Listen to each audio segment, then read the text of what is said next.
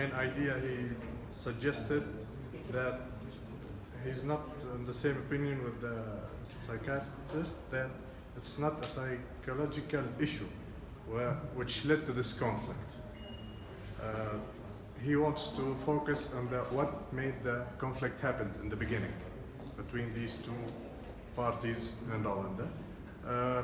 Conflicts were in the beginning from the start of the human being on the earth, which they had the fights on the food and the water between tribes, parties, whatever. They had the fight always.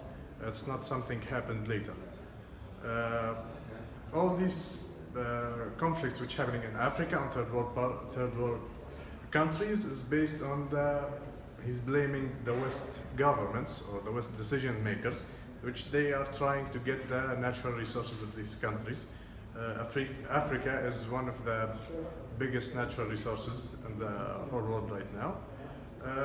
He's trying to make sure that the West side from the world, and not the people, it's the people who's taking the decision, and the government people there, and always related to the economics. It's not only political.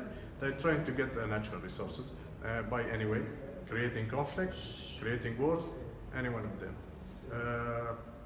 He mentioned Syria, and when France invaded it, the first thing they did, they made it 5 countries directly. The first decision they took, that they separated to 5 different, which is one country, and it's not a big country.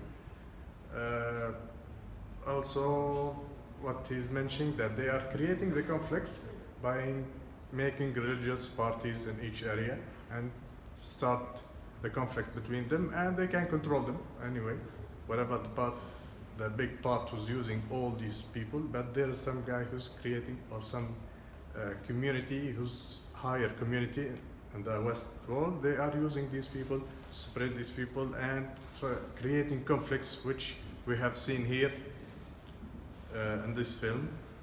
And that's it. Thank you. تفضل دكتور جمال، تفضل.